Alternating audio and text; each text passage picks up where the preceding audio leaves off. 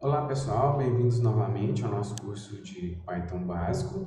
Hoje nós faremos uma revisão da quarta e última semana do nosso curso. Vamos lá? Começando a nossa revisão, nós vimos nessa última semana que os tipos básicos eles armazenam um único valor e a gente em determinadas situações precisa agrupar elementos de dados. Nessas situações a gente vai utilizar coleções, os tipos de coleções do Python. Nós temos listas, tuplas, dicionários e conjuntos dentro desse tipo de coleções. Vamos ver um exemplo aqui da necessidade de utilizar uma coleção. Nesse código, nós temos um laço de repetição que pega o preço de vários produtos e depois ele me mostra a média desses preços. Mas se eu precisar de mostrar esses preços acima da média, como que eu faço? Eu poderia ter 10 variáveis, uma para cada preço, e depois usar essas variáveis, mas se o número de produtos aumentar muito, 50, 100 produtos, fica inviável utilizar uma variável para cada produto. Uma outra alternativa seria pedir ao usuário para digitar esses valores novamente, mas isso também não é muito conveniente, né? Tanto pelo fato de desgaste do usuário, quanto pela possibilidade de digitar um valor errado da segunda vez. Então, uma possível solução seria a gente utilizar listas. O que são listas? São estruturas dinâmicas e sequenciais de elementos. A gente pode alterar a lista com a inclusão ou remoção de elementos, né? Tem algumas linguagens que não dá para a gente fazer isso dinamicamente, no Python a gente consegue. E esses elementos da lista, eles são indexados. A gente pode ler ou modificar esse elemento usando o índice. O índice seria a posição do elemento.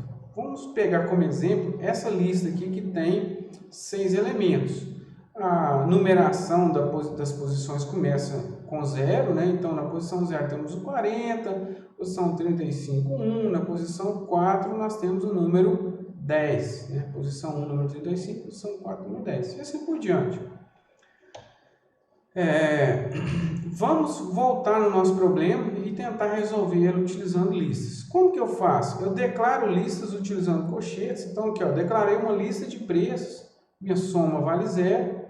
Peço para a pessoa digitar os produtos dentro do laço de repetição, vou somando esses produtos e eu uso a funçãozinha append da lista para mim adicionar esse produto na lista. Então ela começa vazia, aí eu adiciono um preço, mais um preço, mais um preço, no final vou ter os 10 preços lá.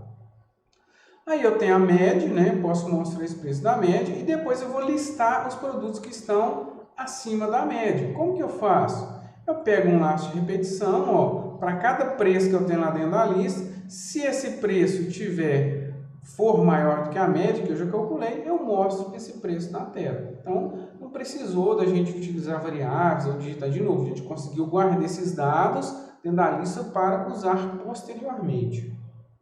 Então agora nós vamos mostrar como que a gente poderia implementar um jogo de forca utilizando listas. Tá?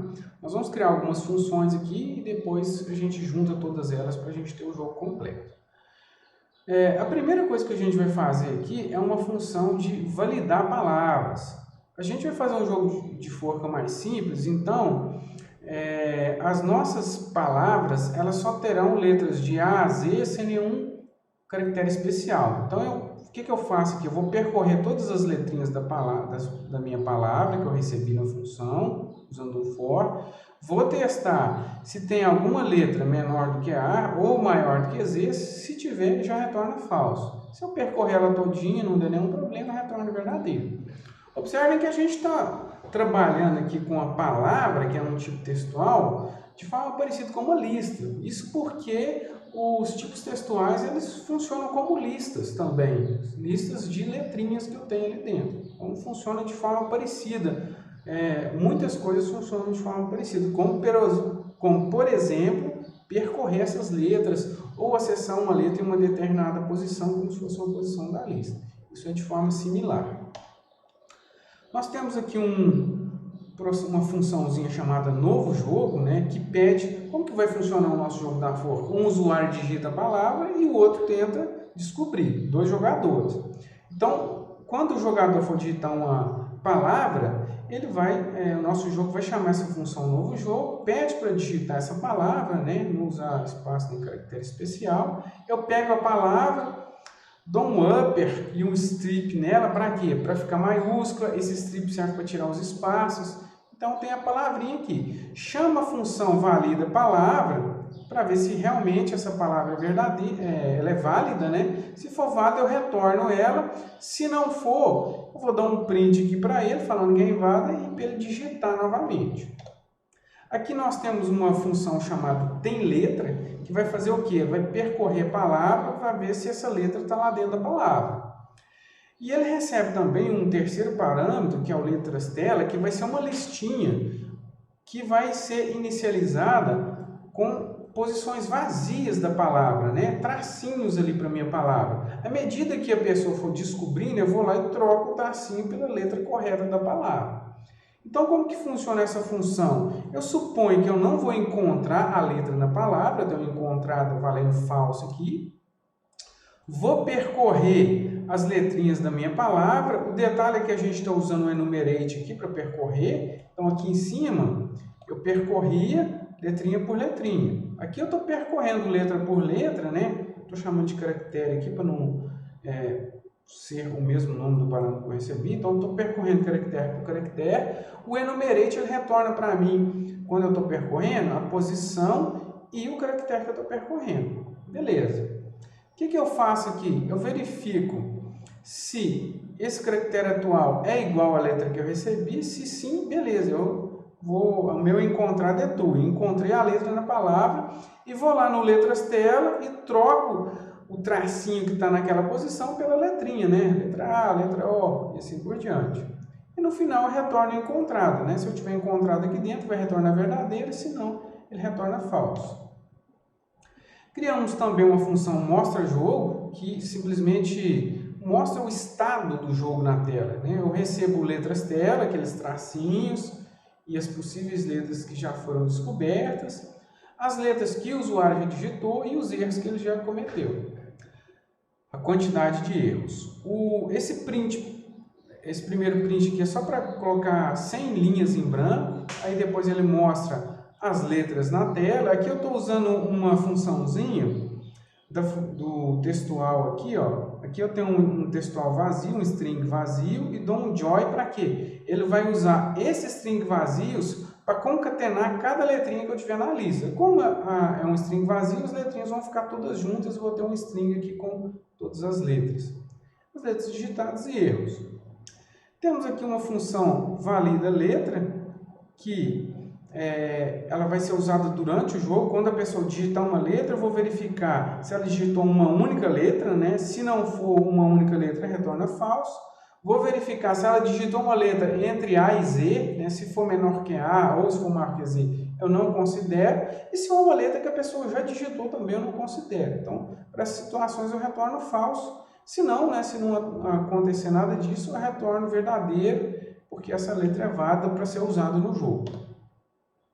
Essa aqui é a função principal do jogo, né? Eu começo com uma nova palavra, usando a função novo jogo. Aqui eu vou criar aquela variável letras tela. Tá vendo como que eu faço? Eu pego uma listinha com um único underline e multiplico pela quantidade de letras da palavra. Então, eu vou ter uma lista com N underlines aqui. Começo com 0 erros, nenhuma letra digitada.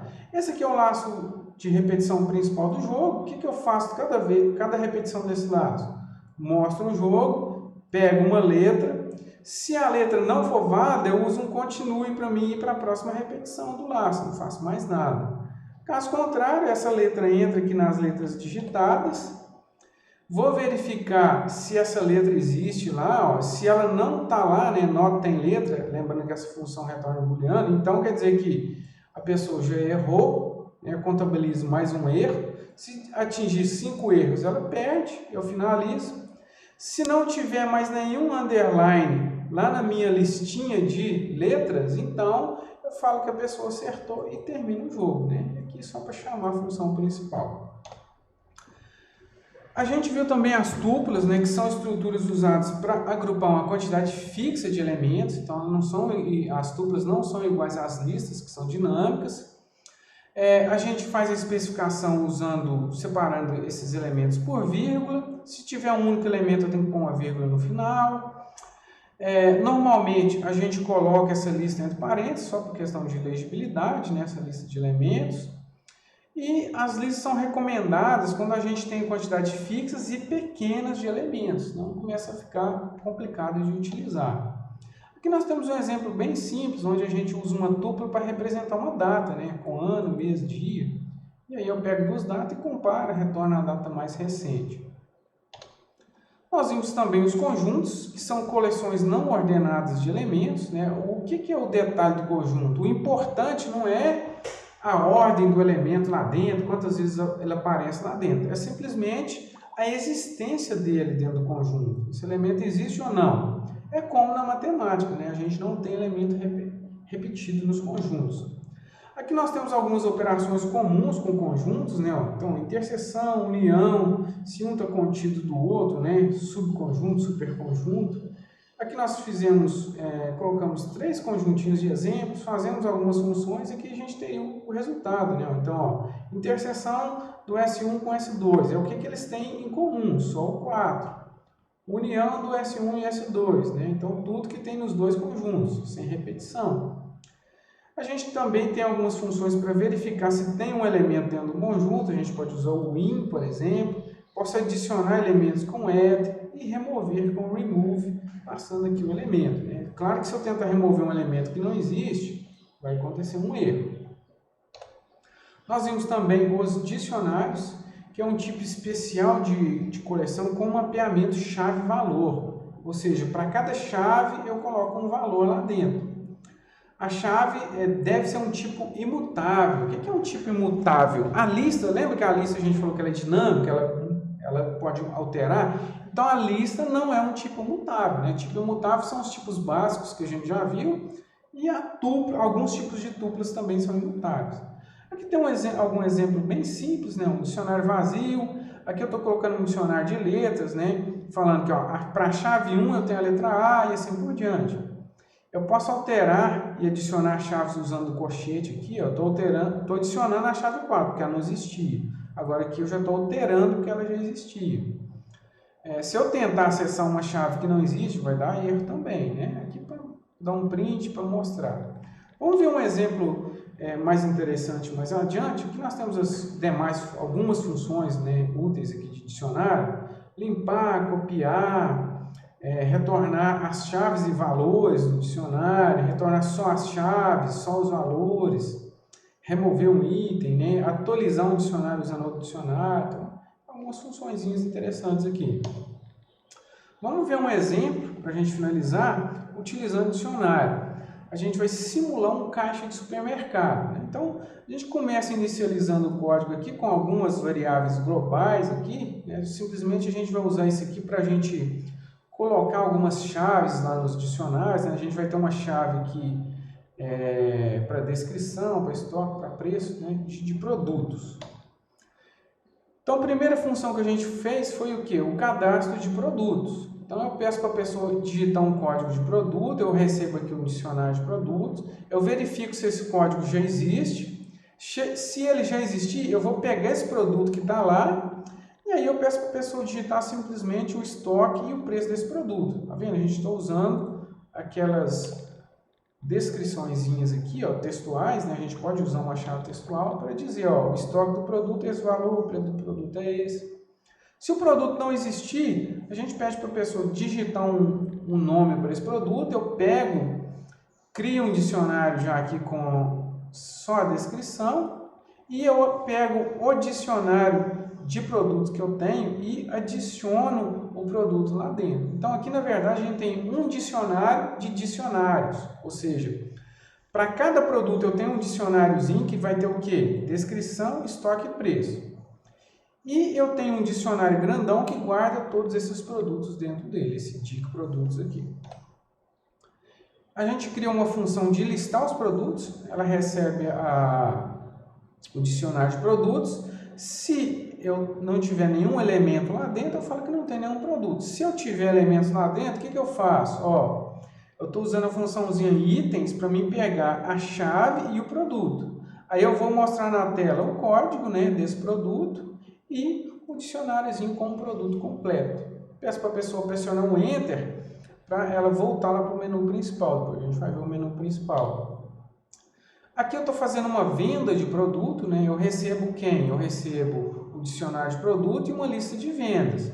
Peço para a pessoa digitar o produto, vou verificar se ela digitou um código válido, né? Se não digitou, eu simplesmente falo que não tem um produto. Se digitar, eu vou lá pegar aquele produto no meu dicionário, vou escrever na tela qual que é o produto, peço para a pessoa digitar qual que é a quantidade vendida. Aí eu tenho que fazer um teste importante aqui para ver se a pessoa digitou uma quantidade que eu tenho no estoque, né? Se não tiver essa quantidade, eu vou falar estoque insuficiente, não efetiva a venda. Se passar por todos esses testes, aí sim eu vou efetivar a venda, né? Vou dizer aqui qual que foi o total da venda, multiplicando a quantidade vezes o preço. Crio uma tupla, ó, com a venda aqui. O que tem na tupla? O código do produto, quantidade e preço. Vou tirar do estoque aquela quantidade que eu vendi e vou adicionar na minha listinha de vendas, essa venda que foi feita agora. Temos aqui uma função de relatório de vendas que simplesmente percorre, né, se tiver item vendido, né, se não tiver, eu falo que não tem nenhuma venda. Se tiver venda, eu percorro todo mundo lá na lista de venda e vou mostrando a quantidade de o código, o produto, quantidade, o preço que foi vendido, né, e o total de cada venda. E vou somando isso aqui tudo também para me mostrar um total geral. Observem que aqui no for, eu fiz um for pegando 3 elementos da lista de vendas. Isso porque quando a gente coloca uma venda, a gente cria uma tupla com 3 posições. Então, eu posso fazer esse for aqui que eu já pego todos os 3 elementos individuais da tupla. Aqui a gente tem um menu, só para mostrar para o usuário escolher uma opção, né? Eu pego a opção dele e retorno essa opção que ele escolheu. Aqui eu tenho a função principal, o que ela faz? Ó, quando eu inicializo, eu tenho uma lista de vendas vazias, um dicionário de produtos vazio, entra aqui no meu laço de repetição para me pegar a opção do usuário. Ó. Você cadastra produto, se for L, listar produtos, V, venda, o R, o relatório de vendas, e se ele escolher o S, eu dou um break, finalizo o laço de repetição e finalizo essa função. E aqui a gente está só chamando a função principal, certo? Então, é importante que vocês executem, né, implementem, executem esses exemplos que a gente passou para vocês para fixar o aprendizado e ver o funcionamento do código. Agora a gente chegou ao final do nosso curso, né? Novamente a gente frisa alguns pontos muito importantes aqui, né? A prática é uma atividade fundamental para esse bom aprendizado de programação. Qualquer linguagem de programação tem que praticar. Importante revisitar os problemas, os exercícios estudados, tentar resolvê-los por conta própria. Você pode aprofundar mais nas referências, a gente passou do livro, né? E aqui a gente recomenda que vocês busquem pelo constante aprimoramento profissional lá na plataforma Mais IFMG. Lá tem diversos outros cursos interessantes. Então, fica a nossa recomendação. Lembrando que para você obter o certificado do nosso curso, vocês vão ter que fazer uma avaliação final, né, que é um questionário de 10 perguntas, que está disponível lá na sala do nosso curso. Então é isso, pessoal. Foi um prazer estar com vocês e a gente finaliza o nosso curso. Até mais!